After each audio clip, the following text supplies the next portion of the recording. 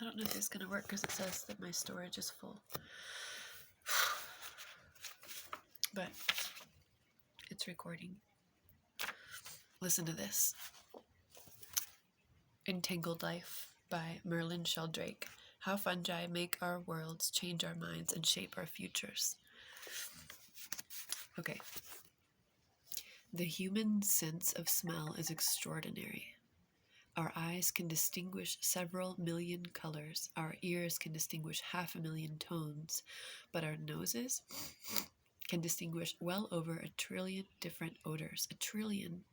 Humans can detect virtually all volatile chemicals ever tested. We outperform rodents and dogs in detecting certain odors, and we can follow scent trails. Smells feature in our choice of sexual partners and in our ability to detect fear, anxiety, and aggression in others. And smell is woven into the fabric of our memories. It is common for people suffering from post-traumatic stress disorder to have olfactory flashbacks. That's crazy. Noses are finely tuned instruments. I wish mine was finely tuned. Your olfactory sense can split complex mixtures into their constituent chemicals, just as a prism can split white light into its constituent colors. To do this, it must detect the precise arrangement of atoms within a molecule. Mustard smells mustardy because of bonds between nitrogen, carbon, and sulfur. Fish smells fishy because of bonds between nitrogen and hydrogen. Bonds between carbon and nitrogen smell metallic and oily. The ability to detect and respond to chemicals is a primordial sensory ability. Most organisms use their chemical senses to explore and make sense of their environment. Plants, fungi, and animals all use similar types of receptors to detect chemicals. When molecules bind to these receptors, they trigger a signaling cascade. One molecule triggers a cellular change, which triggers a bigger change, and so on. In this way, small causes can ripple into large effects. Human noses can detect some compounds at as low a concentration as 34,000 molecules in 1 cubic centimeter. The equivalent of a single drop of water in 20,000 Olympic swimming pools. For an animal to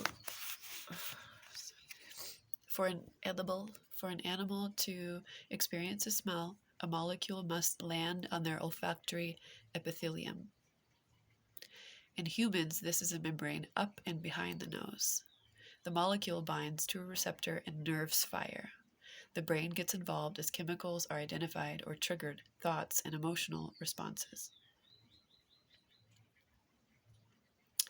The brain gets involved as chemicals are identified or trigger thoughts and emotional responses.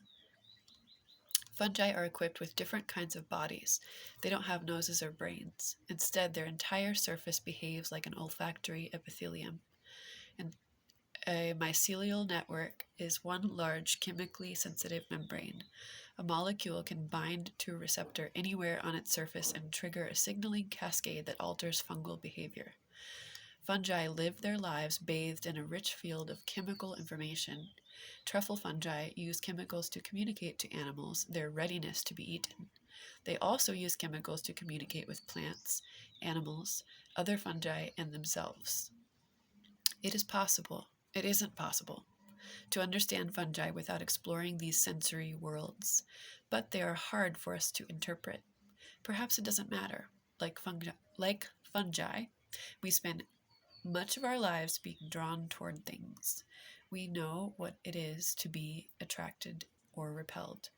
Through smell, we can participate in the molecular discourse fungi use to organize much of their existence.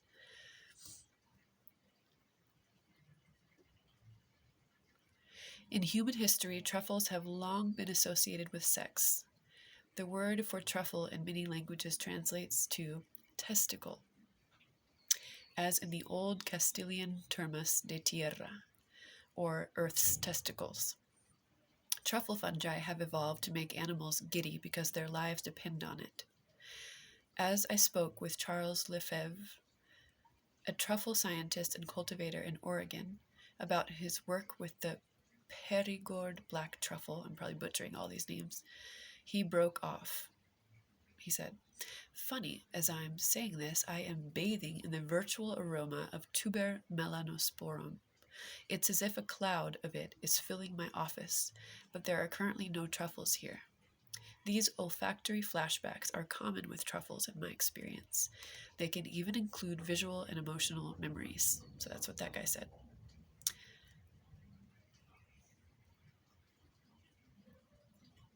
Charles Lefebvre.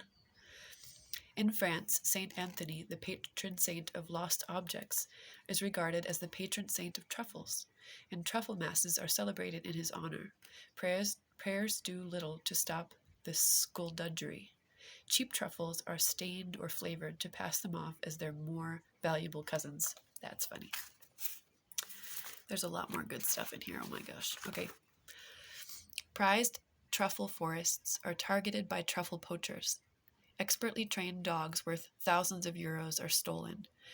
Poisoned meat is strewn around woods to kill the dogs of rival hunters.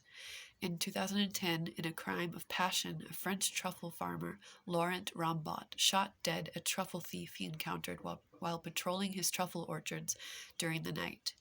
Following his arrest, 250 supporters marched in support of Rambon's right to defend his crop, angry at the rise in thefts of both truffles and truffle dogs.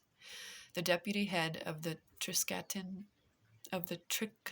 Truffle Growers Union told La Province newspaper that he had advised fellow producers never to patrol their fields with a gun because the temptation is too high. Lefebvre put it well. Truffles bring out the dog side of people. It's like money lying on the ground, but it's perishable and mercurial. Mercurial. Truffles are not the only fungi to attract animal attention. On the west coast of North America, bears upend logs and dig out ditches looking for the prized Matsutake mushroom. Oregon mushroom hunters have reported elk with noses bloodied in their hunt for Matsutake in sharp pumice soils. Some species of tropical rainforests Some species of tropical rainforest orchid have evolved to mimic the smell, the shape, and color of mushrooms to attract mushroom-loving flies. Mushrooms and other fruit bodies are fungi at their most conspicuous, but mycelium too can be a lure. A friend of mine who studied tropical insects showed me a video of orchid bees crowding around a crater in a rotting log. Male orchid bees collect scents from the world and amass them into a cocktail that they use to court females. They are perfume makers. Mating takes seconds, but gathering and blending their scents takes their entire existence, I would guess, adult lives. Although he hadn't yet tested the hypothesis, my friend had a strong hunch that the bees were harvesting fungal compounds to add to their bouquets. Orchid bees are known to have a taste for the complex aromatic chemicals, many of which are produced by fungi that break down wood. I want to keep going. It's 8 minutes. Humans wear perfumes produced by other organisms, and it is not uncommon for fungal aromas to be incorporated into our own sexual rituals. Agarwood, an oud, is a fungal infection of Achilleria trees found in India. Okay, I should probably just stop it there because I can't make any sense, and my nose is completely blocked. So I will continue at some point soon. And I want to go back to somewhere that's really amazing that I read the other day. That's why I was compelled to read it on a video for people who would be potentially interested in reading this book. It's fantastic, even if you're not a mushroom, even if you don't know yet that you love mushrooms, because you will find out that you do. It's pretty fascinating. I would not exist if it weren't for mushrooms, and neither would you. Okay,